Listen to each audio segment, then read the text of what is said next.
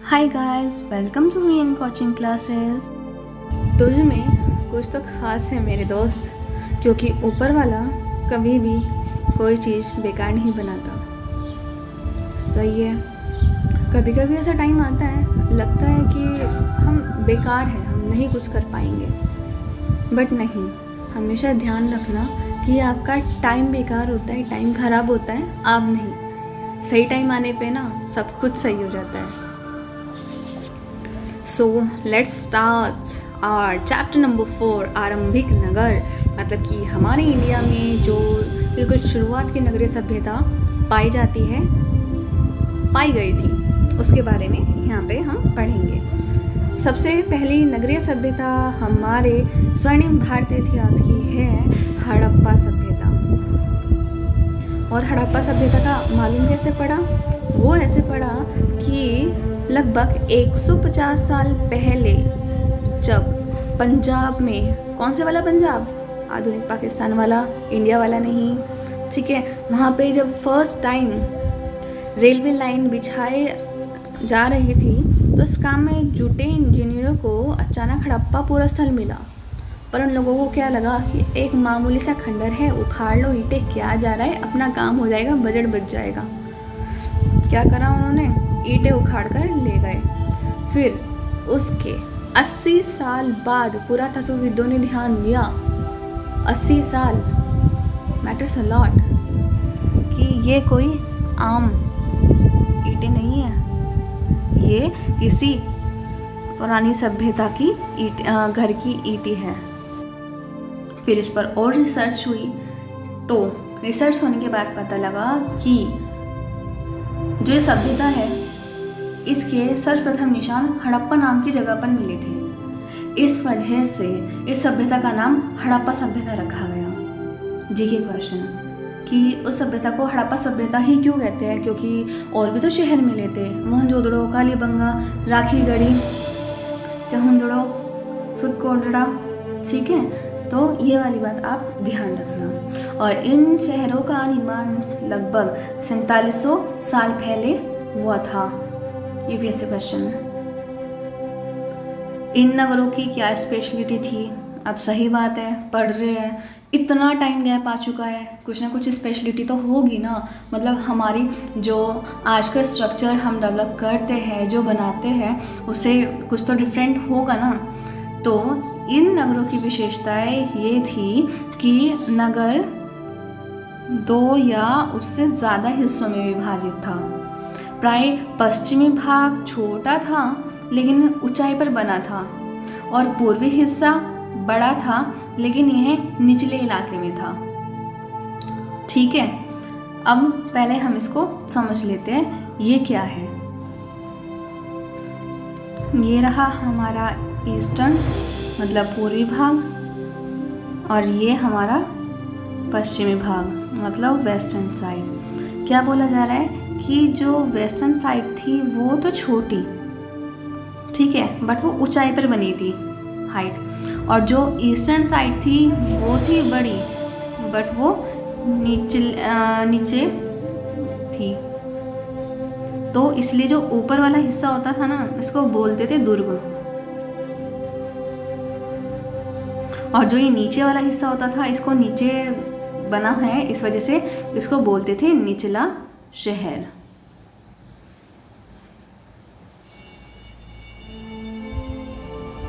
Clear? चलो। और जो दीवारें होती थी वो 4 दीवारियां पक्की ईंटों की बनी होती थी। और देखो कितना अच्छा काम था, कितना तरीके से उन्होंने काम किया था कि हज़ारों साल बाद भी वे ईंटें जो के त्यों मिलती है। और उसको जोड़ने का काम भी कितना अच्छा किया गया कि आज हज़ारों साल बाद भी दीवारें जो के त्यों खड़ी हैं। और आज के टाइम में देख लीजिए, दीवारें 2.5-3 साल से ज़्यादा सही से चल जाए, वही गनीमत है, ठीक है। तो दीवारों को बनाने के लिए ईंटों की चिनाई इस तरह से करते थे कि जिससे दीवारें खूब मजबूत रहे। कुछ नगरों में ना, नगर दुर्ग में कुछ खास इमारतें बनाई गई। नगर दुर्ग पता है ना, वो ऊपर वाला हिस्सा पश्चिमी भाग का। तो ऐसे ही इसी सीरीज़ में मोहनजोदड़ो में एक खास तालाब मिला जिसको पुरातत्वविदों ने महान स्नानागार कहा है। इस तालाब को बनाने के लिए ईंट और प्लास्टर का इस्तेमाल किया गया, नॉर्मली जैसे हम लोग करते हैं। बट इसकी स्पेशलिटी क्या है, इसके पानी के रिसाव को रोकने के लिए यहाँ पर इसके ऊपर चारकोल की परत चढ़ाई गई है। जैसे आप लोगों ने देखा होगा कि बारिश के टाइम में कुछ सीलन आ जाती है, कभी कभी छत भी टपकने लग जाती है, ठीक है। तो उन लोगों ने देखो कितना दिमाग लगाया उस टाइम में कि पानी का रिसाव ना हो, दीवार को उन्होंने चारकोल से कवर कर दिया। इसके सरोवर में दोनों तरफ उतरने के लिए सीढ़ियाँ थी और चारों ओर कमरे बनाए गए थे। नीचे इसका फोटो दिया गया है, हम फोटो से इसको सही से देख लेंगे। और उपयोग करने के बाद इसको खाली कर दिया जाता था और भरते हुए उसमें कुएं से पानी निकाल के तब इसको भरा जाता था। अब यहाँ पर एक प्रेडिक्शन लगाया है कि विशिष्ट नागरिक विशिष्ट अवसरों पर स्नान किया करते थे। थोड़ा सा यहीं पे ध्यान देने वाली बात है, इतना बड़ा स्नानागार है, कुएं से उसमें पानी भर रहा है और उसे खाली भी करना है। अब कौन कौन उसे रोज़ रोज़ भरेगा कुएं से, और कौन कौन उसे रोज खाली करेगा। तो इस वजह से ये प्रेडिक्शन लगाया गया है कि शायद यहाँ विशिष्ट नागरिक विशेष अवसरों पर ही स्नान किया करते थे, ठीक है। और कालीबंगा और लोथल जैसे अन्य नगरों में भी अग्निकुंड मिले हैं, अग्निकुंड यज्ञ के प्रमाण। और यहाँ पर हड़प्पा, मोहनजोदड़ो और लोथल जैसे कुछ नगरों में भी बड़े बड़े भंडार गृह मिले हैं। इसका मतलब ये है कि मे भी खेती बहुत अच्छी होती हो और वो इतनी ज़्यादा होती हो कि लोग उसको एक बार में कंजम्पशन ना कर पाए उसका, तो उसको आगे के लिए भंडारण कर लेते थे उसका। चलिए अब आइए हम मोहनजोदड़ो का महान स्नानागार देख लेते हैं। ये रहा, यहाँ पे देखिए क्लियर है पिक्चर में कि यहाँ पे दोनों साइड उतरने के लिए सीढ़ियाँ बनी हैं। इधर से देख लीजिए, इधर देख लीजिए, ये रूम बने हैं, ये देख लीजिएगा यहाँ पे ये रूम बने हैं। और स्ट्रक्चर वेरी ब्यूटीफुल। आगे हम हड़प्पा सभ्यता के कुछ नगरों के बारे में पढ़ेंगे, तो उससे पहले एक बार उनकी लोकेशन देख लेते हैं, ठीक है। ये जो मैप है ये हाफ इंडिया का मैप है, हाफ वेस्टर्न साइड का। ये वो वाला इलाका है जिसमें थोड़ा सा पाकिस्तान भी कवर किया गया है, क्योंकि सिंधु नदी और इसकी जो सहायक नदी है झेलम, चेनाब, रावी, इसका यहाँ पे स्पेशली इन्होंने बना के दिखाया है सिंधु नदी का, ठीक। और यहाँ पर देख लीजिए हड़प्पा सभ्यता, हड़प्पा सभ्यता वो मेन जगह जहाँ पर सबसे पहले इसके होने के प्रमाण मिले। फिर गमेरीवाला, कालीबंगा, राखीगढ़ी, चहुंदड़ो, सुरकोतड़ा, धौलावीरा, सुरकोतड़ा, धौलावीरा, सोतकाको, ठीक है। ये इस टाइप की यहाँ पे ये कुछ सिटीज़ है जो यहाँ पे बताई गई है और इसके बारे में हम आगे चैप्टर में पढ़ेंगे। And don't worry guys, NCERT complete करने के बाद मैं राम शरण शर्मा भी कवर करूँगी, जिससे अगर आपको इसमें कोई प्रॉब्लम हो रही है थोड़ी हड़प्पा सभ्यता समझने में, या फिर कोई और टॉपिक थोड़ा सा क्लियर नहीं हो पाए, NCERT से होता है क्योंकि ये बहुत इसमें प्रिसाइज करके दिया गया है, बट एक्सप्लेनेशन अच्छे से राम शरण शर्मा की बुक में है। और फिर मैं आपको ये भी बताऊंगी कि उससे नोट्स कैसे उठाने हैं, प्लस वो चैप्टर्स को कैसे रीड आउट करें कि सारे चैप्टर्स या फिर जो भी कन्फ्यूजन आती है उनको पढ़ने में वो क्लियर हो जाए। So let's move. तो अब हम पढ़ेंगे हमारे स्वर्णिम भारतीय इतिहास के इतने भव्य नगर की भवन, नाले और सड़कें होती कैसी थी। इन नगरों के घर आमतौर पर 1 या 2 मंजिले होते थे, ठीक। घर के आंगन के चारों ओर कमरे बनाए जाते थे, जैसे ये तो आज भी फेमस है, खैर घर में छोटा सा आंगन होता है और चारों तरफ कमरे होते हैं। अधिकांश घरों में एक अलग से स्नानाघर होता था, ये तो आज भी होता है, और कुछ घरों में कुएं भी होते थे जी। अगर हम गांव के घर देख ले, ठीक है, तो कुछ टाइम पहले तक यहाँ भी होता था कुछ गाँवों में। यहाँ पर कई नगरों में ढके हुए नाले थे और इन्हें सावधानी से सीधी लाइन में बनाया गया था। हर नाले में हल्की सी ढलान होती थी ताकि पानी आसानी से बह सके। और आज की नालियाँ, हल्का सा पानी तेज आ जाए वहीं की वहीं रुक जाती है। अक्सर घरों की नालियों को सड़कों की नालियों से जोड़ दिया जाता था, जो बाद में बड़े नालों में जाके मिल जाते थे। नालों के ढके होने के कारण इसमें जगह जगह मैनहोल बनाए गए थे। मैनहोल मतलब कि एक पर्टिकुलर डिस्टेंस के बाद उसमें वो बड़ा सा वो छेद होता है ना, बड़ा सा एक होता है, उसमें नीचे जाके उसकी सफाई की जाती है, उसको मैनहोल बोलते हैं। वो बनाए गए थे उस टाइम। सोचना जरा, उस टाइम, आज से न जाने कितने साल पहले, कितने हजार साल पहले, जिसके जरिए इसकी देखभाल और सफाई की जा सके। घर, नाले और सड़कों का निर्माण योजनाबद्ध तरीके से एक साथ ही किया गया था। ठीक है, अब आइए यहाँ देखते हैं।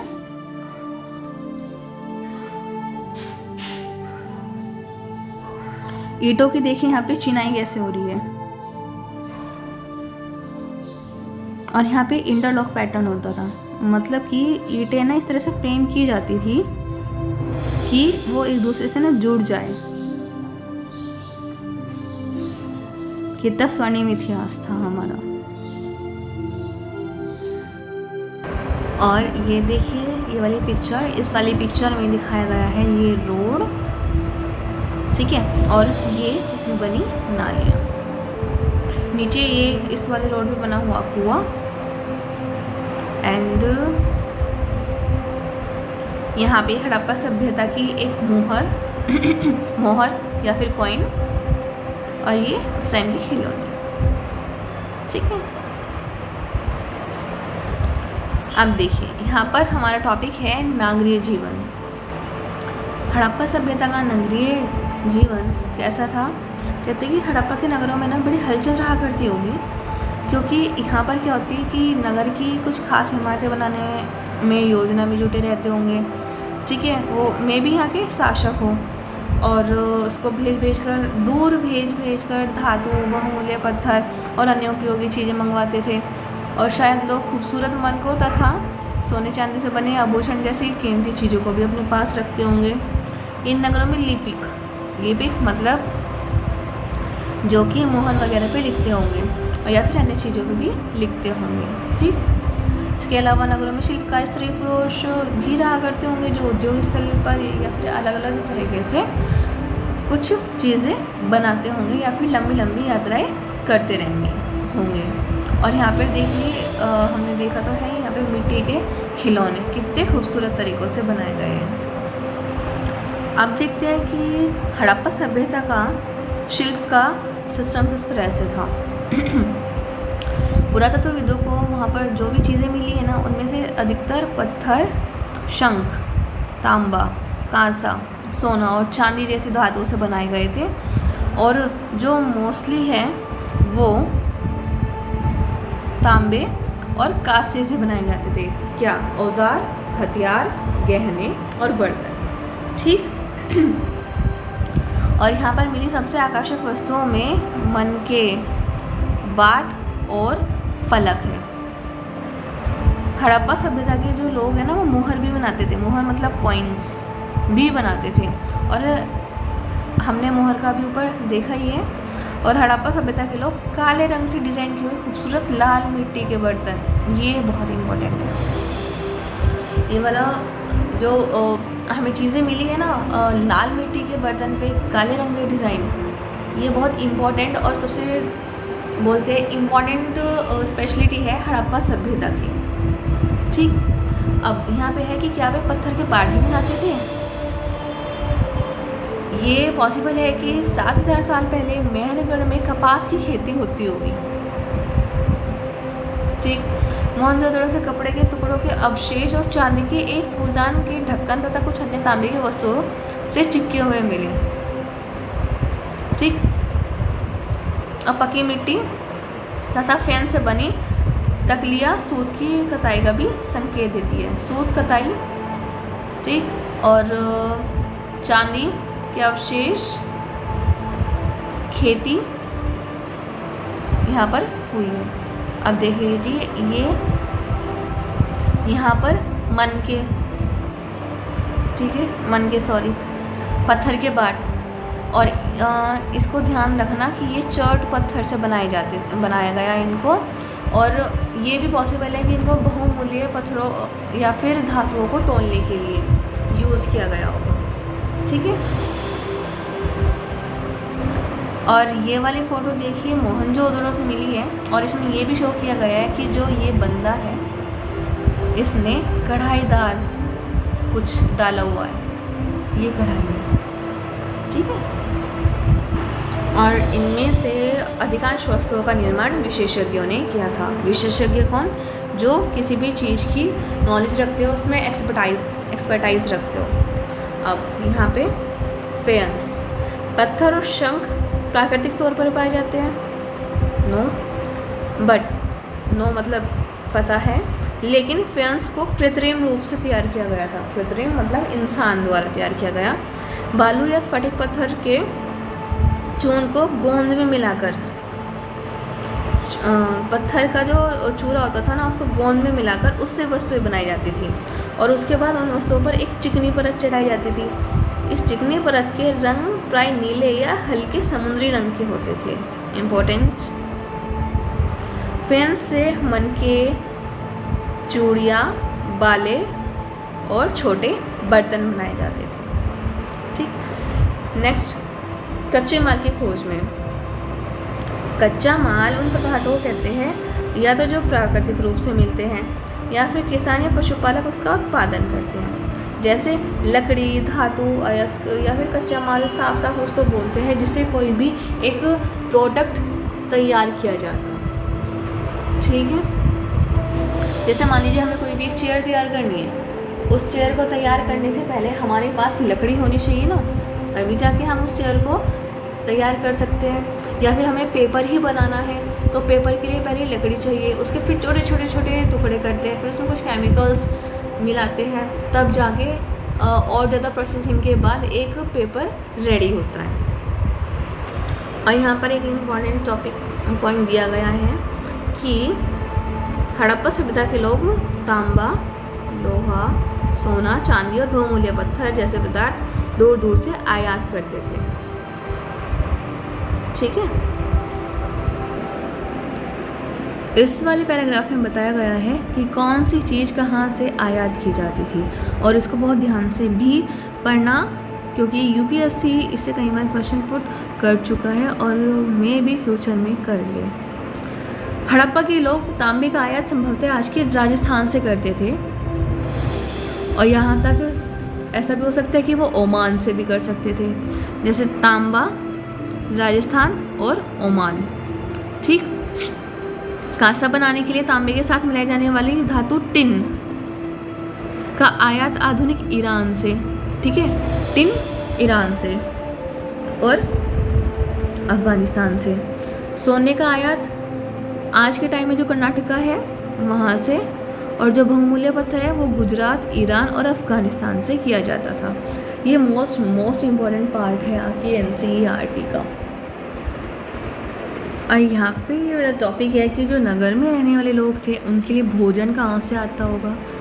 तो लोग नगरों के अलावा गांवों में भी रहा करते थे। वे अनाज उगाते थे और जानवरों को भी पालते थे, ठीक है। अनाज उगाया, जानवर पाले, उनसे दूध मिल गया, ठीक है।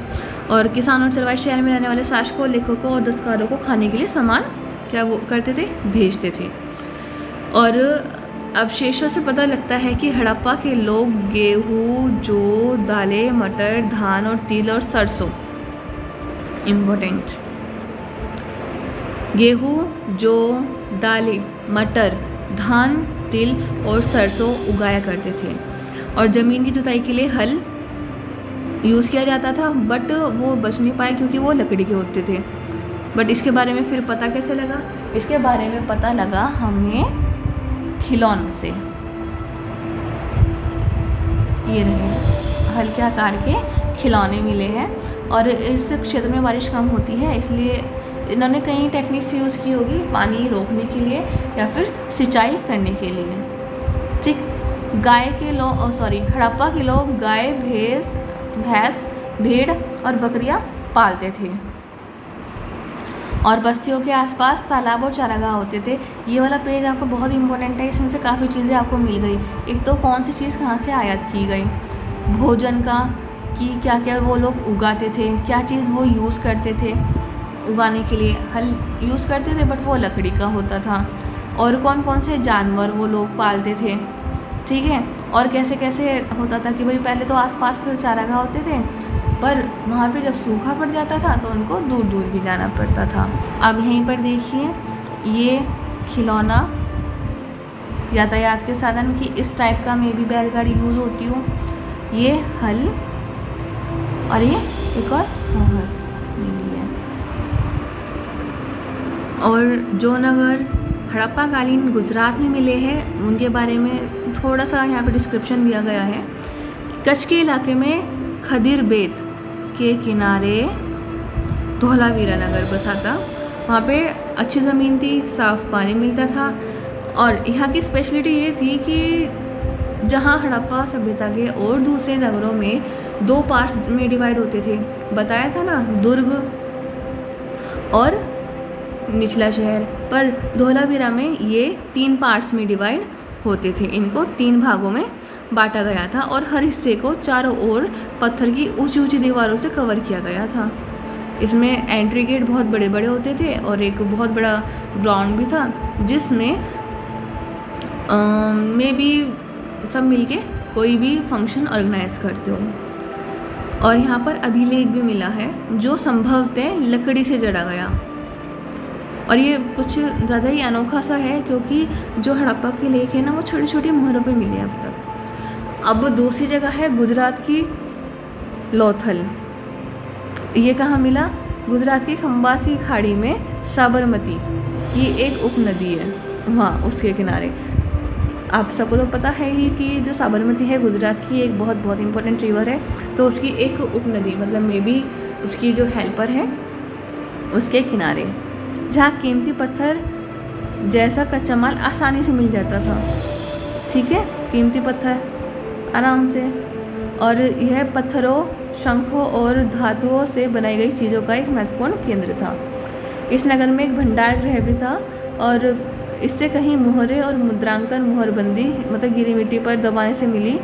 देखो यहाँ पे ये ध्यान रखना कि मुद्रांकन या फिर मुहरबंदी किसे बोलते हैं। गीली मिट्टी पर दबाने से बनी उनकी छाप क्या कहलाती थी? मुहरबंदी, ठीक है। ये रहा लोथल का बंदरगाह। यहाँ पर एक पॉइंट और ध्यान रखना कि लोथल से एक इमारत मिली है जहाँ पे मन के बनाने का काम में भी होता हो। वो कैसे कि यहाँ पे पत्थर के टुकड़े कुछ थोड़े से बने हुए मन के बनाने की मशीन्स या टूल्स यहाँ पर मिली है। इस वाले बॉक्स में ये बहुत अच्छे से डिस्क्रिप्शन इसका दिया गया है कि मोहर या फिर मुद्रांकन किसको बोलते हैं। ऐसा होता था कि किसी भी बॉक्स में या फिर किसी भी थैले में सामान भरने के बाद उसके जो मुहाना जहाँ से उसको बंद किया गया है उस पर गीली मिट्टी लगा दी, ठीक है, और उसके ऊपर ना मोहर की छाप कर देते हैं। और उसके बाद ये होता था कि अगर वो छाप मिली टूटी हुई, क्योंकि गीली मिट्टी है जल्दी टूट जाएगी, अगर मिली टूटी हुई तो मतलब कुछ गड़बड़ हुई है, अगर नहीं टूटी हुई है वो सही है, इसका मतलब सब सही है, ठीक है। जिसको आज के टाइम में सील भी बोलते हैं, वो सील लगा देते ना आज के टाइम में, या ये वही है सभ्यता के अंत का रहस्य। एक बहुत ही स्ट्रेंज स्टोरी सामने आती है कि लगभग 3900 ईयर्स पहले एक बहुत बड़ा चेंज, एक ड्रास्टिक चेंज देखने को मिला कि अचानक लोगों ने नगर छोड़ दिए। लेखन, मोहर, बाटों का भी प्रयोग बंद हो गया। दूर दूर से जो इंपोर्ट करे थे वो भी काफ़ी कम हो गया। मोहनजोदड़ो में कचरे के ढेर बनने लगे जो कभी सफाई के लिए फेमस हुआ करता होगा। जल निकास प्रणाली नष्ट हो गई, कितनी अच्छी जल निकास प्रणाली थी वो हमने अभी ऊपर पढ़ा है। और सड़कों पर ही झुग्गीनुमा घर बनाए गए। क्यों हुआ, कैसे हुआ, किसी को कुछ नहीं पता। कोई कहते हैं नदियाँ सूख गई थी, कोई कहते हैं कि जंगलों का विनाश हो गया था, कोई कहते हैं कि ईंट पकाने के लिए ईंधन की ज़रूरत पड़ती होगी। उसके अलावा मवेशियों के बड़े बड़े झुंडों से चारागाह और घास वाले मैदान समाप्त हो गए होंगे। कुछ इलाकों में बाढ़ आ गई होगी, लेकिन इन कारणों से स्पष्ट नहीं हो पाता कि नगर का अंत कैसे हुआ। मतलब रियली आज तक सही से नहीं मालूम पड़ पाया कि हमारी हड़प्पा सभ्यता नष्ट कैसे हुई। और ये हो सकता है कि बाढ़ और नदियों के सूखने के असर से ही कुछ इलाकों में हुआ होगा, और मे बी शासकों का नियंत्रण समाप्त हो गया हो। जो भी हुआ हो, असर का परिवर्तन बिल्कुल साफ दिखाई देता है। और जो आज के पाकिस्तान का एरिया है उसमें सिंध और पंजाब वाला जो एरिया है उसकी बस्तियां उजड़ गई, और लोग पूर्व और दक्षिण के इलाकों में जाकर छोटी नई नई बस्तियों में जाकर जम गए। और इसके लगभग 1400 साल बाद नए नगरों का विकास हुआ होगा। इसके बारे में हम आगे पढ़ेंगे। सो ठीक है, इसी के साथ हमारा चैप्टर नंबर 4 भी फिनिश होता है। So please do subscribe, do like, do share, do support. Thank you.